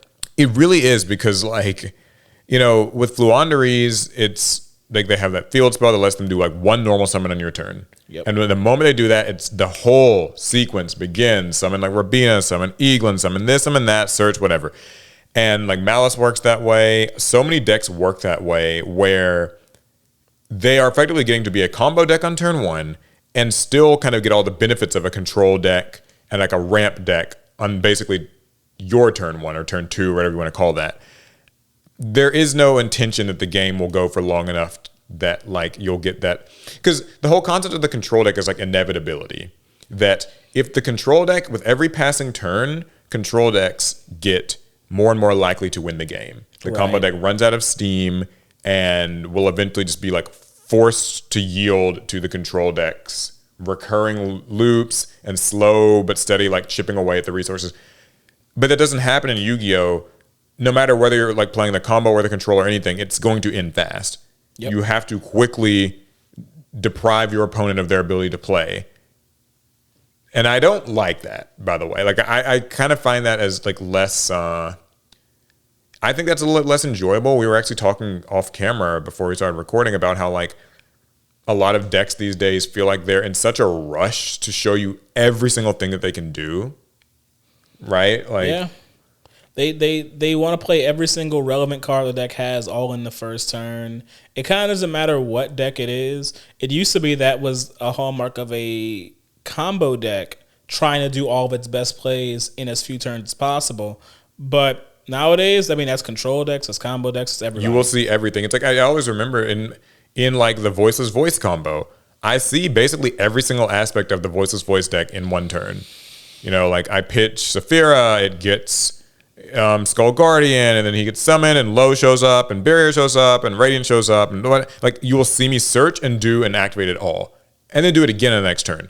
Now there are benefits to that. I think that it makes the game feel like when you pick your favorite archetype, you get to kind of hop into the action faster. Because all the cards will just flow into one another. Yeah, so that feels more immersive. I know Snake Eye is obviously known for that. Like one single Snake Eye Ash is a whole combo, or one Wanted to Die Bellstar. One Poplar. But I tend to not love that aspect of it. I mean, essentially we get into a game where we don't have the 3 deck types. We kind of just have one. All Yu-Gi-Oh decks are kind of just mid-range. Some decks have a bit more control than others. Some decks have a bit more attacking power than others. But the deck that goes first is trying to lock you out regardless of what you might call the deck. And the deck that goes second is trying to beat that other deck's face in. or trying to fight with hand traps to have a chance to even get their turn. Yeah, that's and also hand traps true. kind of throw it all into whack too, because it's like I don't really know where those fit, since that kind of gets run in almost everything, really. So so fundamentally, I don't know if we really have true roles in Yu-Gi-Oh. It's just which deck establishes itself. Yeah, it kind of doesn't matter what kind of deck it's it is. very assert your dominance. Yeah. All right, well, here's the negative comment.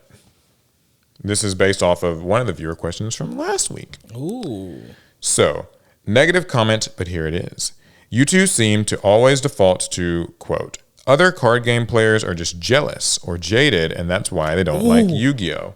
Yeah, this is based on what we said last week. I always try and elicit that response. Yeah. The truth is, Yu-Gi-Oh! Players have a very bad rep, which has tainted the entire perception of the card game. Yu-Gi-Oh! Players are egotistical, as evidenced by most of your arguments for why people dislike Yu-Gi-Oh! Yu-Gi-Oh! Players are gross man-children, which is a stereotype most anime-focused TCGs face, like One Piece, DBZ, etc. Yu-Gi-Oh! Is also a solved game, so even though Yu-Gi-Oh! Fans are elitists, they play a game where top tier has some of the least interaction out of any TCG. It's a solitaire race. Anyway, big fan, but I wanted to point out that you were embodying so many reasons why people dislike the Yu-Gi-Oh! Community. All right. Give this one to me, Paul. Well, I have some thoughts on this too. So, because I want to enter this honestly and not just like, Give it to me, Paul. All right, go ahead. Me to rock. Okay. So I hear you. And that's exactly what I wanted you to say.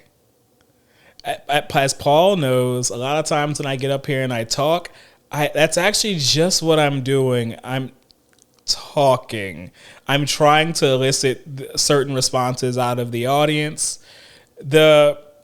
You may think that we embody these like worse aspects of Yu-Gi-Oh! Players, but the simple truth of it, we know what Yu-Gi-Oh! Is. We know it's good. We know it's bad. When I take my hard stances about other card games and card gamers versus Yu-Gi-Oh!, that's purely in response to the sheer amount of vitriol and hate Yu-Gi-Oh! And Yu-Gi-Oh! Players get on the daily within the card game space.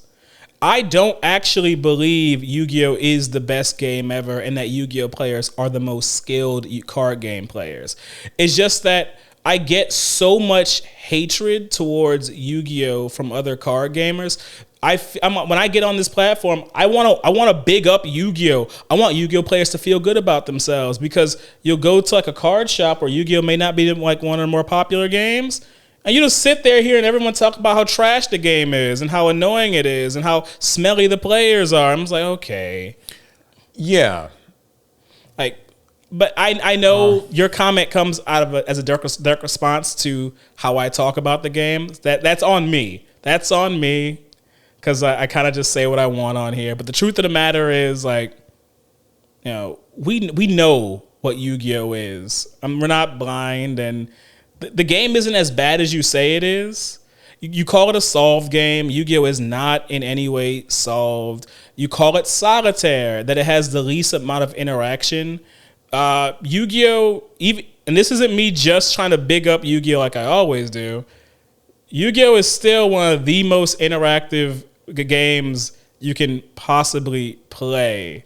It just usually happens a lot during like each other's turns. It's not a turn-by-turn interactive game.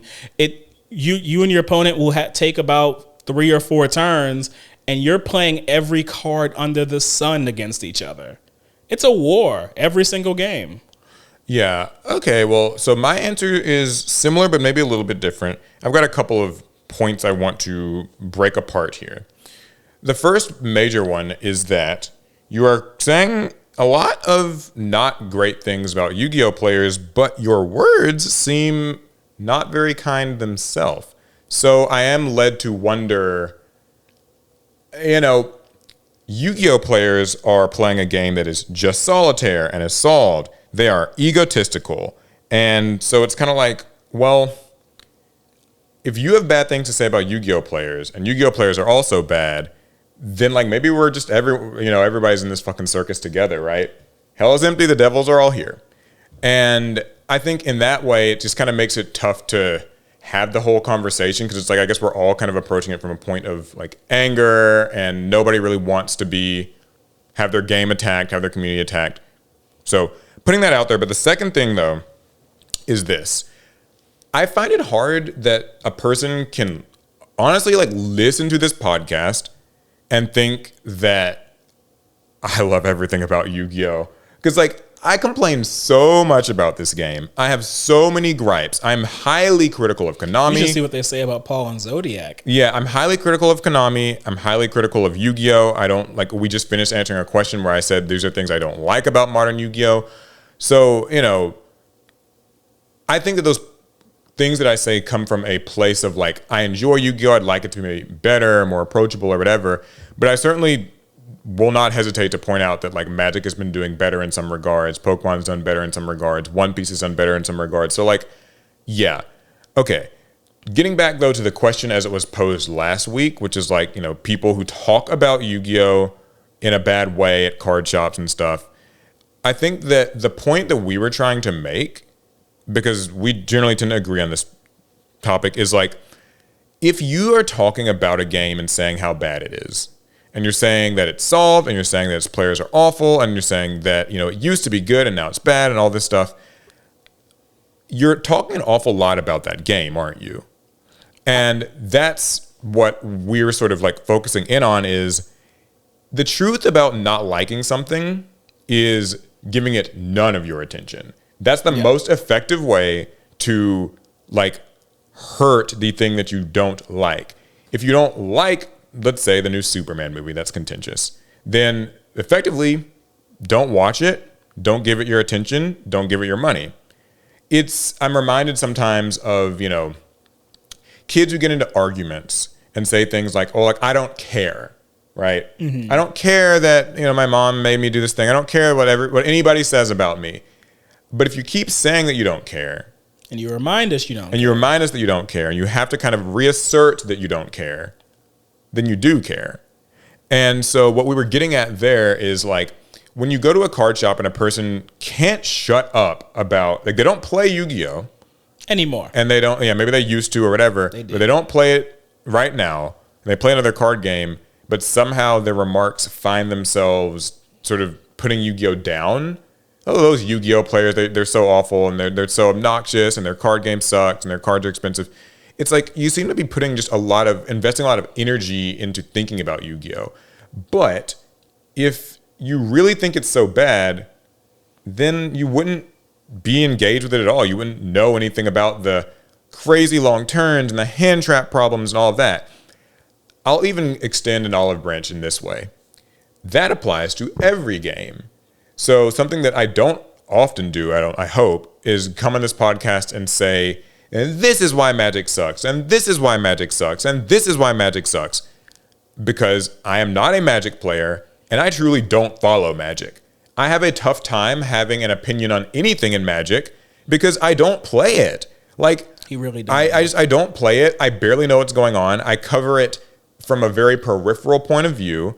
Anytime that we're covering a Magic story, I'm usually asking Alec for assistance. Like, okay, like, is that what, before I even say anything, is this how secret layers work? Like, okay, good. That's what that is. Great. Now I can make a baseline kind of uneducated opinion about it. And I'll usually hedge my statements with, this is coming from a person who does not play Magic. Like, take my words with a grain of salt. I'm not trying to like step on any toes here. I don't really insult Magic players or One Piece players or Pokemon players. Usually, if we're insulting any game on here, it's something along the lines of like, this company made a decision that in a general sense has caused people problems, right? Like, it's hard to get Pokemon packs and you have to go to Costco and fight, right? That's like an objective sort of. You gotta have hands if you want that new product. That's like how it is. But I don't really have any, like, Pokemon's such a boring, skillless game. Everybody who plays it's just like, you know, they're brain dead and dumb. And it almost, if I kept saying that every single week, it would almost just sound like, do I have like a chip on my shoulder? Like, what did Pokemon do to you? Like, it's living rent free in your head. So that's what I mean when I say that people who can't seem to let go of their animosity towards Yu-Gi-Oh! Are likely some sort of a former player who maybe couldn't keep up, maybe felt disenfranchised, maybe they were priced out. And all I want to know is what format was it, bro? Like what? And like, yeah, when and it did happened. you stop? Like what was it? That's the thing. It's okay. It is okay to like admit that Yu-Gi-Oh at some point took you by and you can't enjoy it anymore. That's a whole separate thing where, you know, people kind of feel the need to justify why they left something or why something's not for them anymore. Because I mean, you know, are there shitty Yu-Gi-Oh players? Definitely. Are there shitty players of every other game you could play? Definitely. Whatever like criticisms you can kind of lay at Yu-Gi-Oh's doorstep actually apply to just about every other card game too. At the highest levels of every card game's metagame, they are quote unquote solved. You know, you can break down anybody's metagame into uninteractive if you like label all their interactions as solved interactions. Yeah, so I guess the overall like point of what I'm trying to say here is this. I think Yu-Gi-Oh is an imperfect game, and I think that all card games are imperfect. I think that if you enjoy a game, you should appreciate it for what it is and not really hate other games for like what they're not. And you know, if you have such a big problem with these with Yu-Gi-Oh or other card games, try out the Digimon card game. It's close to being perfect as we get. Right, that's right. No, but yeah, I really gotta do promote think my favorite game. All right. Yeah, I really do think though that with that conversation comes up a lot, and we can only really give an answer to it from the perspective of Yu-Gi-Oh players because that's like primarily what we talk about. We spent most of our time on this earth with Yu-Gi-Oh. If there is an equivalent Magic the Gathering podcast, unfortunately there's not because they're the only one on the internet, but if there was one and they were asked the same question, I actually strongly believe they would come to a similar answer. If there's a player who cannot go to the local card shop without reminding everybody how awful Magic is, that probably just tells me that they're a disenfranchised former Magic player. Because otherwise, why would you even have? Because otherwise, why would you have? Yeah, you know, like why is that still like kind of living in your head? And to touch on that one point I made about like feeling like you need to sort of justify why you don't like a game, you don't. You can like literally leave any card game or video game or franchise or movies or music artist, whatever, never listen to their stuff again, never watch it again, and move on with your life. It's the people who aren't quite able to do that that make me think they do secretly actually like that thing and they want desperately to like, you know, enjoy it again and they feel like it's somehow escaped them.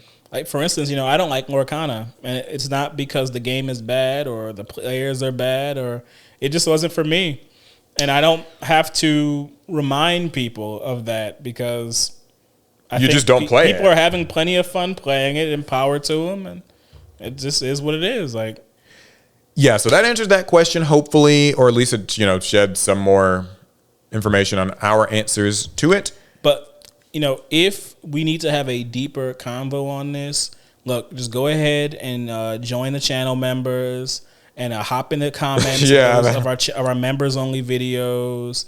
You know, so we can really get into the meat and potatoes of this thing. And in fact, I invite all of you to become channel members, and we can have deeper, more personal, hard-hitting questions and answers. But you can only do it if you become a paid channel member. That's the only way. That's the only way it can happen, man. I don't know. No, we appreciate the question. We do. So yeah, hopefully that was interesting and helpful.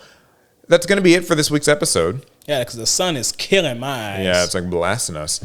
We hope to hear about all of your opinions on all the different stories and topics, and you can, of course, feel free to leave questions for us to answer next week from the Pot of Greed, or at least in this case it was the Red Eyes, which I made sure like turn it around so it's like looking at them. Yeah. Okay. We'll see you guys next time. Pass turn.